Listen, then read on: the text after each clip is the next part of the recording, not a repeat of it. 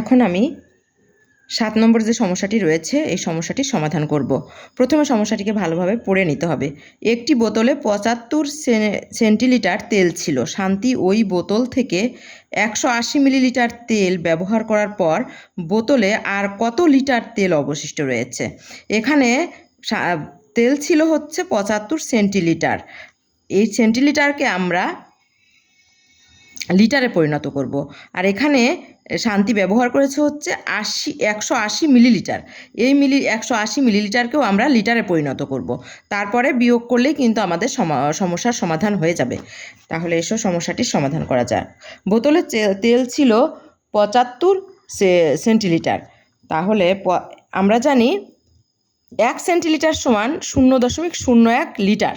তাহলে আমরা 75 সেন্টিলিটারকে যদি 0.01 দিয়ে গুণ করি তাহলে কিন্তু আমার লিটার বের হয়ে গেল। লিটার। তাহলে এটাকে যদি আমি গুণ করি, এখানে অবশ্যই লিখে দিতে হবে আমাদের, যেহেতু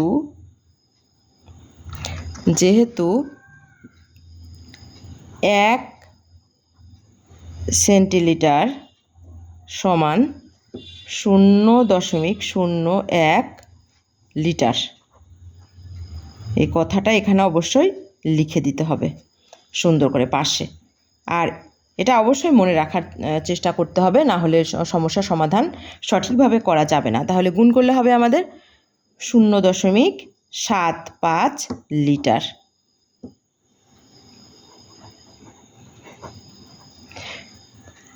এখন শান্তি বোতল থেকে তেল ব্যবহার করেছে। শান্তি তেল ব্যবহার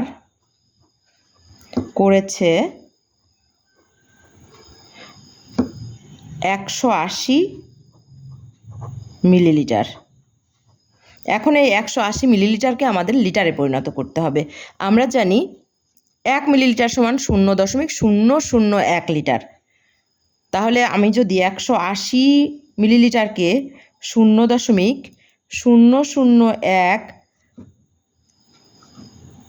দিয়ে গুণ করি তাহলে আমাদের কিন্তু লিটার বের হয়ে গেল।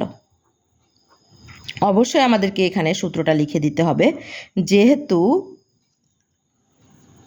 1 মিলিলিটার সমান 0.001 লিটার। এই কথাটা অবশ্যই এখানে লিখে দিতে হবে এবং এটা অবশ্যই মনে রাখতে হবে, না হলে পরীক্ষায় কিংবা সমস্যা সমাধান করতে গেলে আমাদের কিন্তু সমস্যা হবে। এর জন্য এটাকে মুখস্থ রাখতে হবে।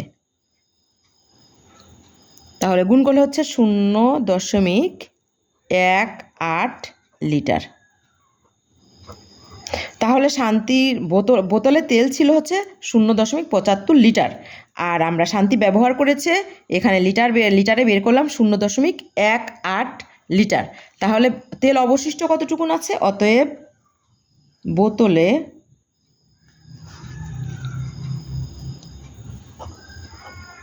বোতলে তেল অবশিষ্ট আছে